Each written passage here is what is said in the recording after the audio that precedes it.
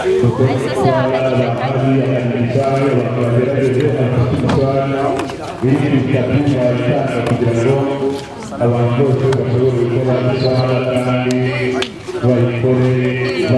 Allahu Akbar, Allahu Akbar, Allahu Akbar, Allahu Akbar, Allahu Akbar, Allahu Akbar, Allahu Akbar, Allahu Akbar.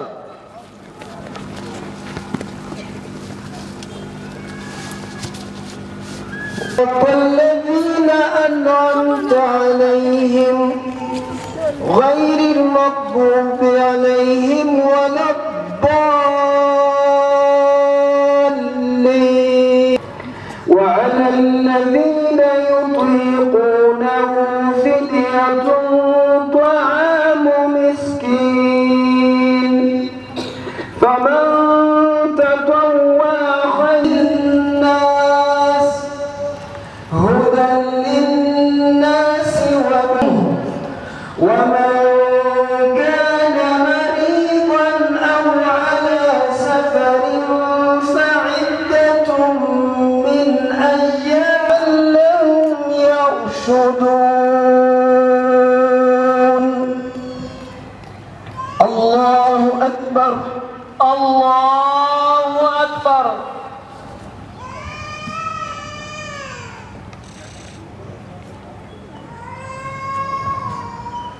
سمع الله لمن حمده ربنا ولك الحمد.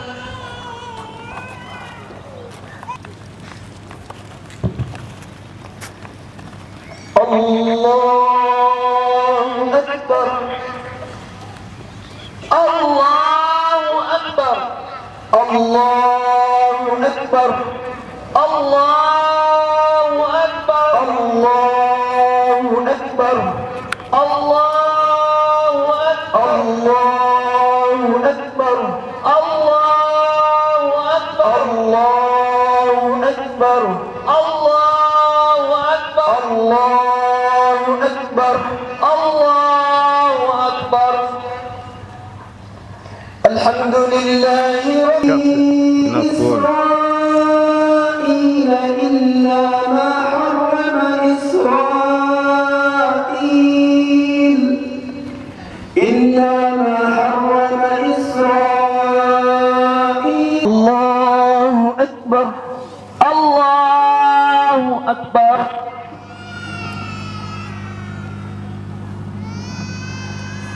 الله أكبر، الله أكبر، الله أكبر.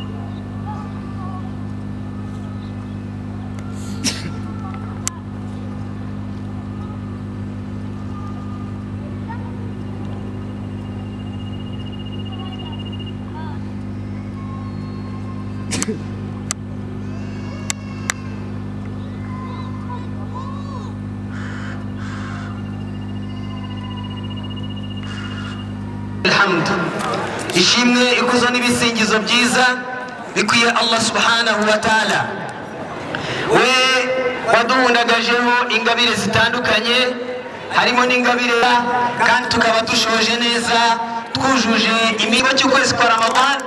Agomba gushimira Imana kuba yamushoboje gusoza, kandi tukanaharanira gukomeza gukora ibikorwa byiza na nyuma y'ukwezi kwa Ramadan, kubera yuko Rabbu Ramadan Rabbu ghayrihi min ash-shuhur, kubera yuko Imana yo mu kwezi kwa Ramadan niyo Mana yo mu mezi yose, kandi niyo yadutegetse gukora ibikorwa byiza byose bitari mu kwezi kwa Ramadan gusa. Bityo rero byaba ari igihombo gikomeye kuba umuntu yareka iswala akareka ibikorwa byiza yakoraga kubera yuko igisibo cy'ukwezi kwa Ramadan kurangiye.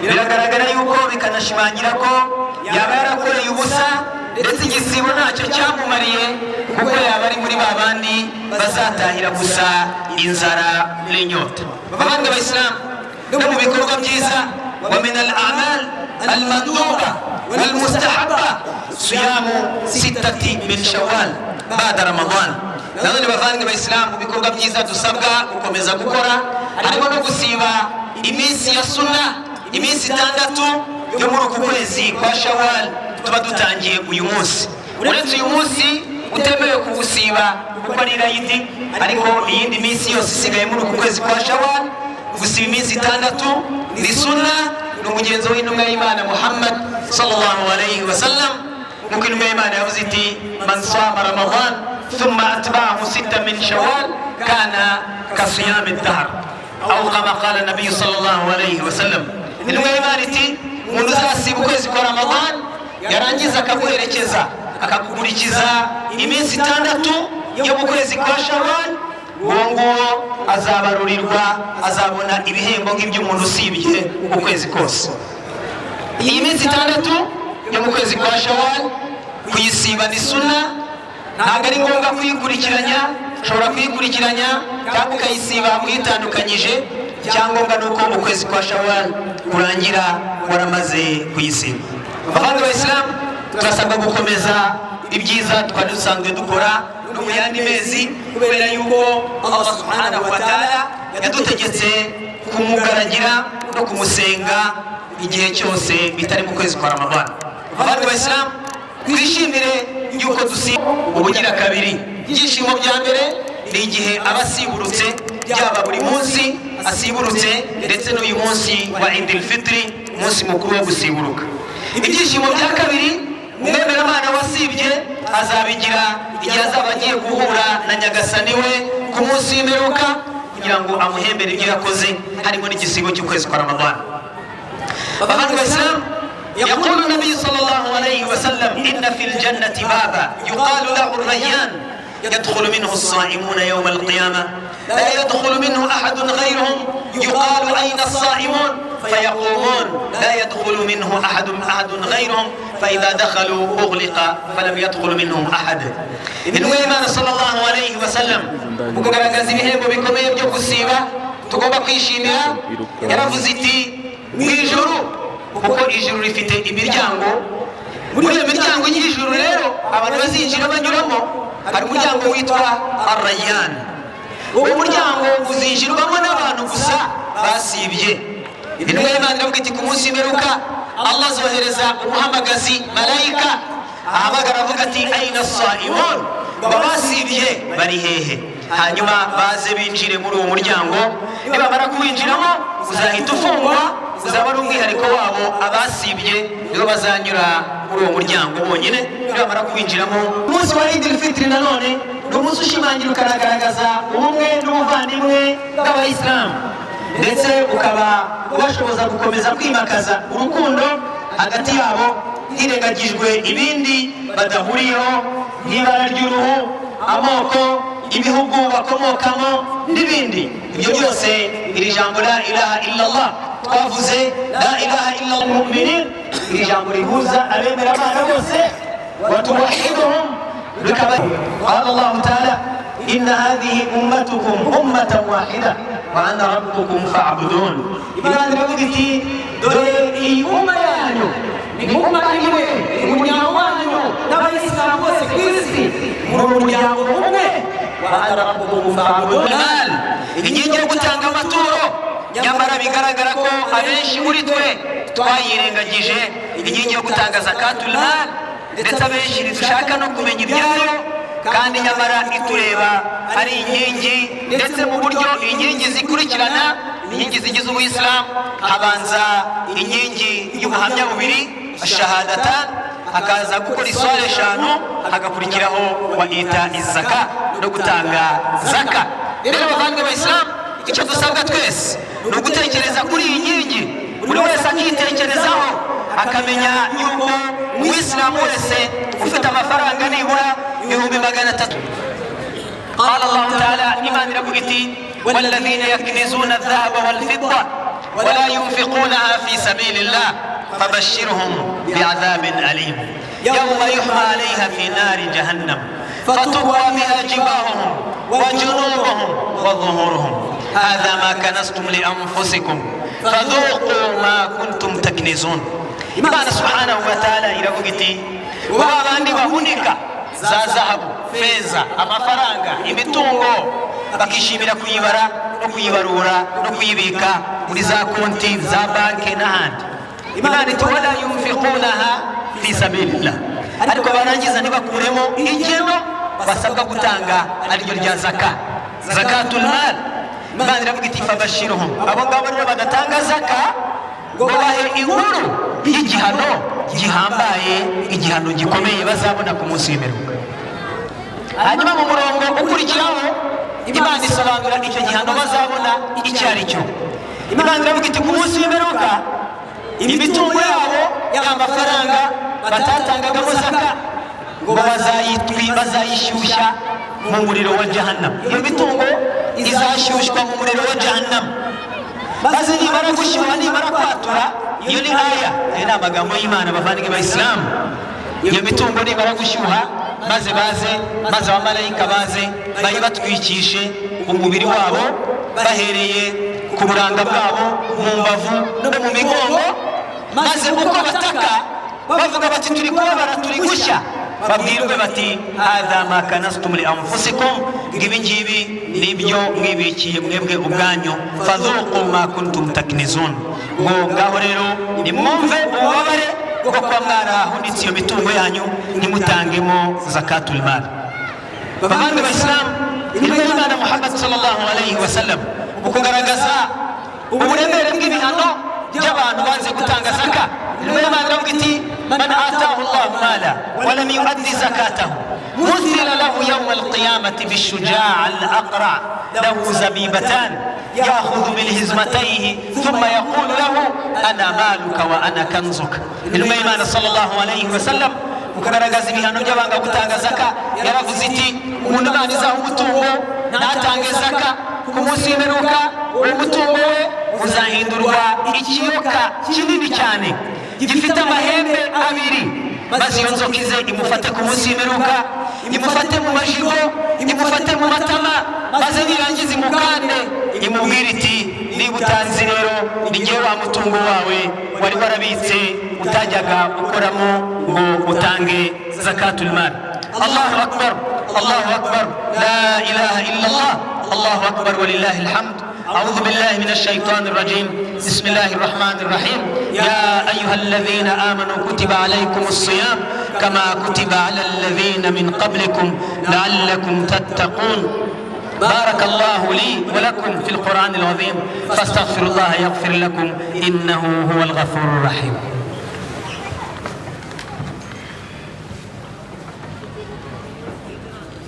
لا إله إلا الله، الله أكبر ولله الحمد. الحمد لله الذي بنعمته تتم الصالحات. أشهد أن لا إله إلا الله وأشهد أن محمدا عبد الله ورسوله. اللهم صل وسلم على عبدك ورسولك محمد وعلى آله وصحبه ومن تبعهم بإحسان إلى يوم الدين وسلم تسليما كثيرا. Bavandimwe b'Abayisilamu, tugana ku musozo kurushaho gukomeza kwiyegereza Imana na nyuma y'igisibo cy'ukwezi kwa Ramadhan. Iminsi 30 y'ukwezi kwa Ramadhan, Abayisilamu bitabiriye ibikorwa bitandukanye byo kwiyegereza Imana, za tahajudi, abakoze itikafu mu misigiti itandukanye, ndetse no gufasha abatishoboye.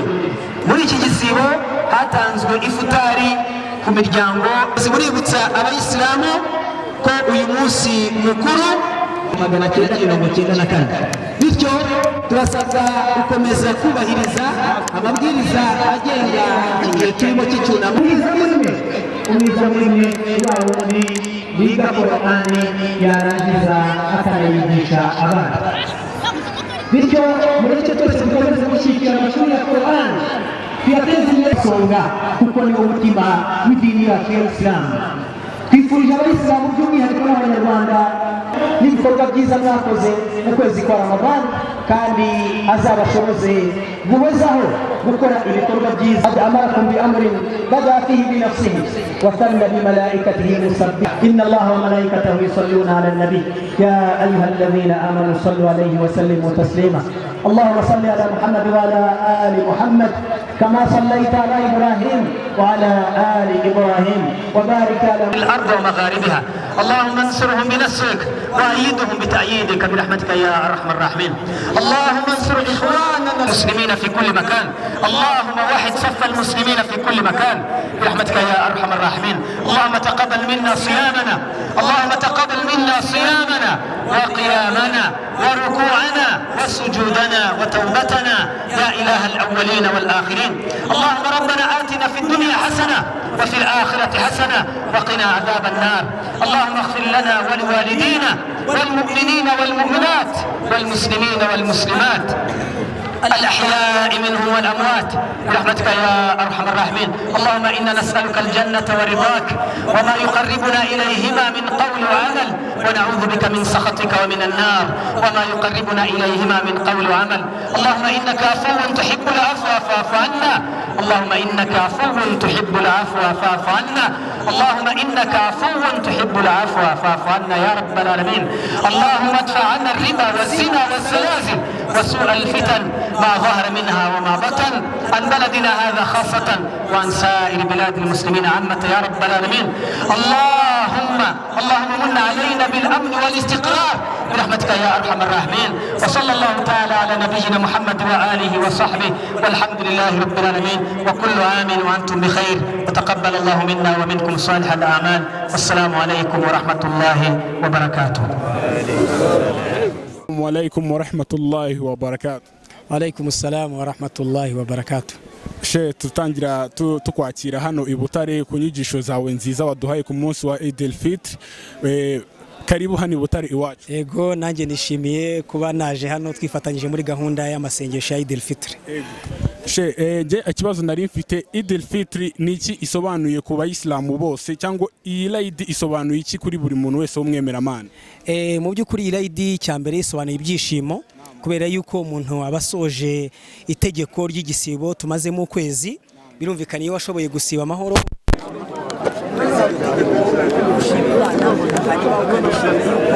byanga bikunda ku bushobozi bw'Imana hari ingabire Imana yakwandikiye zabubahirije itegeko ryayo. Rero niyo mpamvu uyu munsi ari umunsi w'ibyishimo kubera yuko tuba dusoje itegeko ry'Imana kandi tumazemo igihe cy'ukwezi kose. She none se kuri uno munsi kubara abantu bajya bibaza yuko umuntu ashobora guherekeza wenda ahereye kuri uno munsi, aho ngaho urabivugaho iki cyangwa n'iki ushobora kubwira abayisilamu? Icyo nabwira abayisilamu nuko mu migenzo myiza y'ibikorwa intumwa y'Imana Muhammad Imana muhe amahoro n'imigisha yatubwiye harimo gusiba iminsi iherekeza uku kwezi kwa Ramadan. Iyo minsi 6 ukayisiba mu kwezi kose gukurikira ukwezi kwa Ramadan, ukwezi kwitwa Shawwal. Ariko iyo minsi wemereye kuyisiba ukayifatanya kimwe nuko ushobora kuyisiba ugenda usiba umwe ukazongera ugasiba undi gahoro gahoro. Cyangombwa nuko ukwezi kurangira wayujuje. Ariko uyu munsi w'Eid ntago umuntu yemereye gusiba. Ubwo no gutangira ejo, uwatangira hafi yatangira ejo hatarimo umunsi wa Eid al-Fitr. She namwe muri mu buyobozi bukuru bw'idini ya Islam hano mu Rwanda, tukaba tusoje igisibo ku bayisilamu kandi tukaba turi mu bihe bitoroshye mu gihugu cyacu cy'u Rwanda. Niki uri bivuge ku munsi w'Eid ubifatanyije n'igihe turimo cyo kwibuka abacu bazize jenoside? Nkuko byatanzwe mu butumwa bwa Rwanda Muslim Community, ubuyobozi bukuru bwa Rwanda Muslim Community, ubutumwa bwatanzwe ku munsi w'ejo na nyakubahwa mufti w'u Rwanda, ndetse tukaba natwe twabusomye mu nyigisho z'uyu munsi. Binumvikane yuko ubu butumwa bwasomwe uyu munsi mu nyigisho z'isengesho rya Eid al-Fitr ni mu gihugu hose kuri site zirenga 150 zakoreweho isengesho ry'Eid. Bivuga ngo ni ubutumwa bwagenewe abayisilamu bose bitabiriye amasengesho ndetse n'abatabashe kuhagera. Ubwo rero ubwo butumwa harimo yuko uyu munsi mukuru wa Eid al-Fitr uhuriranye n'icyumweru cy'icyunamo, aho twibuka ku nshuro 30 jenoside yakorewe abatutsi muri Mata 1994. Bityo rero ubundi uyu munsi usanzwe ari umunsi abantu basohoka n'imiryango yabo bakajya mu myidagaduro, bakajya mu byishimo, bakajya mbese mu bikorwa bitandukanye by'ibirori. Ibyo bundi niko byari bisanzwe, ariko bitewe nuko byahuriranye n'igihe cy'icyunamo cy'icyumweru cy'icyunamo twibuka jenoside yakorewe abatutsi muri Mata 1994, ubutumwa abayisilamu tubagenera nabo kandi n'abanyarwanda birumvikana kandi nabo barabizi no kubibutsa, ntabwo ibyo bikorwa byemewe ntago amabwiriza agenga iki gihe cy'icyunamo, igihe cy'akababaro, igihe abanyarwanda tuba turi gusubiza agaciro inzirakarengane z'abantu barenga miliyoni bishwe bazize jenoside yakorewe abatutsi muri Mata 1994. Bityo rero ibirebana n'imyidagaduro, ibirebana n'ibirori, ibyo ngibyo byose birabujijwe, ntago byemewe. Umuntu mu rugo iwe ku giti cye birumvikana avuye gusiba arafungura nk'uko bisanzwe, ariko mu muryango we, ariko kuvuga ngo abantu bajye mu birori, bajye mu byishimo, bajye gusohoka, ibyo ntago byemewe rwose, ni ikizira, ntago byemewe nk'uko tubizi. Ibihe turimo ni ibihe biba bikomeye cyane, bitemera ko twakwitwara muri ubwo buryo. Hari inyigisho zawe nkunda gukurikirana ku mbuga nkoranyambaga, kuri YouTube, kuri televiziyo bita Rwanda, sinzi niba mbivuze neza. Izo ku munsi w'imperuka ni inyigisho zagiye zirebwa n'abantu benshi cyane, tuzikurikirana zaradufashije mu by'ukuri. Ese umuntu witwaye neza muri kino gisibo cya Ramadan, ku munsi w'imperuka cyangwa ku munsi wa nyuma wo kubarurirwa ku bantu, uwo muntu azaba ari hehe cyangwa azaba amerewe gute? Reka wenda nsubire gatoya ubwabyo ku igisibo ubwacyo. Igisibo buriya gifite, hari abantu bibaza ngo kubera iki abantu basiba ukwezi kose. Igisibo reka tubifate nk'ingando, nka kwa kundi abayobozi mujya mubona bajya mu mwiherero, icyo twakwita retreat cyangwa se umwiherero w'abayobozi bajyamo. Buriya impamvu abantu bajya mu mwiherero ntago ari ukwera ko ibyo bakora badasanzwe babikora, ahubwo ni ukugira ngo bajye gukarishya no kongera umurava no kongera imbaraga no kunoza ibyo bari basanzwe bakora, no mu rwego rwo kwiyegereza Imana. Rero n'amasengesho, buriya ikiremwa muntu kirarambirwa, kiremwa muntu gicika intege, kiremwa muntu kigenda kigabanya imbaraga. Ibihe nk'ibi ngibi rero Imana bidusubizamo, tubifate nka wa mwiherero kugira ngo twongere kongera imbaraga, twongere kongera umuvuduko, dukarishye, noneho tugarukane ibakwe n'umuvuduko uzongera ukadusunika ukatugeza nanone mu bindi bihe. Ubwo ni ukuvuga yuko rero iki gisibo ni ishuri ryo kurushaho gukarishya no kongera imbaraga muri gahunda zo kwiyegereza Imana. Igisibo ni ishuri rikindi nanone ryo kuzirikana abakene, kuko iyo umuntu yasibye arushaho kumva uko inzara ibabaza. Iyo yumvise uko inzara ibabaza, iyo ahuye n'umuntu ufunguza cyangwa atiriwe anamufunguza ariko akaba azi ko hepfo ye no haruguru hari umuturanyi ubabaye, bituma agira impuhwe zo kumufasha, kubera yuko nawe yumvisha ukuntu inzara ibabaza. Hanyuma ikindi nanone igisibo ni ishuri ryo kudutoza kwihangana. Urabona umuntu areba ibiryo hanyuma akaba ashobora kubirya ntihagiye n'umenya ko yariye, akaba yanikingirana, akaba yanywa akarya, ariko kuba yabyigomwa harimo gutoza umuntu kwihangana, kuvuga ngo ikintu kirahari ariko ntago yemerewe kugikoraho. Iyo ni ishuri ryo kwihangana. Nanone igisibo kidutoza, ni ishuri ryo kwihanganirana, no kudutoza kwihanganirana, kubera yuko intumwa y'Imana Muhammad sallallahu alaihi wasallam yaratubwiye iti igisibo ni ingabo y'umwe muri mwe. Igisibo ni ingabo, ngo buryo umwe muri mwebwe nazaba yasibye ntakavuga amagambo mabi, ntagatukane, ntagashyambirane n'abandi, nihagira n'umuntu uza kumwiyenzaho ngo azamubwira ati nge nasibye. Ubwo urumva yuko rero tuba turi kwitoza kutarakara no kutarakazwa ngo duhubuke, ahubwo tukarangwa n'icyo bita kugenzura uburakari igihe warakaye. Buriya murabizi yuko hari abantu benshi baba bari no muri za gereza bahaniwe ibyaha bikomoka kutagenzura uburakari. Urugero, umugabo n'umugore bagatonga rumwe agafata icupa akaba ari ku bisundi, cyangwa mu muhanda abantu bagatonga rumwe akaba akomerekeje undi, akaba afashwe n'icyaha cyo gukubita no gukomeretsa, akaba arafunzwe igihe runaka. Bivuga ngo uburakari ni ikintu cyangombwa cyane abantu bagomba kubasha kugenzura uburakari ni ikintu cyangombwa cyane. Niyo mpamvu iryo shuri tuba turimo nanone harimo kudutoza. Icyo nasoza rero kuri ibi ngibi, iyo umuntu avuye mu ngando rero, ari nacyo nagendera abayisilamu nanone, ubwo butumwa nabaha nuko iyo umuntu avuye mu ngando n'umwiherero, ntabwo ibyo yize abigumisha muri hamwe yakoreye umwiherero. Reka dufate urugero rw'ikipe. Hano turi mu kibuga cy'umupira. Iyo ikipe zizagira match cyangwa umukino hano mu marushanwa, icyo gihe aba coach batoza b'amakipe murabizi bajya mu byo bita za camps, bakagenda bakajya muri lokale, niko bajya babyita, bakabamo bakina abari kumwe nabo abatoza. None se umutoza abashaka yuko ibyo bitoje bakamwereka ko bari gutsinda, babisiga ahandi bagiye kwitoreza, ahubwo bazabigaragariza mu mukino noneho bahuye n'andi makipe. Ubwo rero natwe tuba tumaze igihe mu ngando, mu mwiherero wo gutinya Imana no kutwubaka mu kwiyegereza Imana. Icyo Imana dusaba rero nuko nyuma yo kuva mu mwiherero noneho n'ingando, turi kugaragaza kwa gutinya Imana na ya mpamba igomba kuduherekeza mu buzima bwacu bwa buri munsi. Urakoze cyane. Message ya nyuma ku bayisilamu bo mu Rwanda ndetse no ku isi yose? Message nagenera abayisilamu ni ibintu bitatu.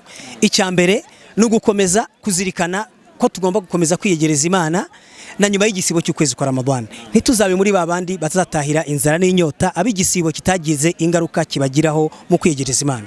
Dukomeze amasengesho na nyuma y'igisibo. Icya kabiri ni ugukomeza nanone kuzirikana ibihe turimo nk'abayisilamu mu Rwanda, turi mu cyunamo, turi mu gihe kidasanzwe ku banyarwanda, aho tugomba gusubiza agaciro inzirakarengane z'abarenga miliyoni bishwe mu minsi 100 gusa bazira ubwoko bwabo ko ari abatutsi bitewe n'ingengabitekerezo ya jenoside yimakajwe n'imiyoborere n'ubutegetsi bubi. Ubwo rero iki gihe twibuka ku nshuro ya 30 jenoside yakorewe abatutsi muri Mata 1994, twasaba abayisilamu komeza kubahiriza amabwiriza no kwirinda gahunda zirebana n'imyidagaduro n'ibirori ndetse n'ibindi byo gusohokana kuko birabujijwe muri iki gihe cy'icyumweru turi mu cyunamo. Hanyuma icya gatatu no gukomeza gukunda igihugu cyacu no kugisabira ibyiza, tunashimira imiyoborere myiza ya nyakubahwa Perezida wa Repubulika wimakaje ubumwe bw'abanyarwanda, watugejeje ku miyoborere myiza, mu by'ukuri waciye ivangura ryari ryo ryose agaha abanyarwanda, akadutoza kuba bamwe no kugira ubuvandimwe nk'abanyarwanda. Natwe dukomeze dukunda igihugu cyacu, dusabire neza igihugu cyacu, dusabire n'abayobozi bacu, by'umwihariko dukomeze gushyigikira nyakubahwa Perezida wa Repubulika Paul Kagame watugejeje ku byiza byinshi nk'abanyarwanda. Namshe wakoze ku nyigisho waduhaye zo ku munsi w'Eid nziza, twari tugukeneye hano i Butare mu ntara y'Amajyepfo. Yego murakoze, nanjye nishimiye nubwo nsanzwe mpaza mu bundi buryo, ariko ku munsi w'Eid ni ubwa mbere mu by'ukuri nje hano, ariko ntago ndi umushyitsi, ariko ni ubwa mbere nyoboye isengesho hano. Inshallah n'ubundi tuzasubira. Nanjye ndabashimiye cyane ko mwanyakiriye. Imana ikomeze bahimigisha. Assalamu alaikum wa rahmatullahi wa barakatuh. Wa alaikum salam wa rahmatullahi wa barakatuh.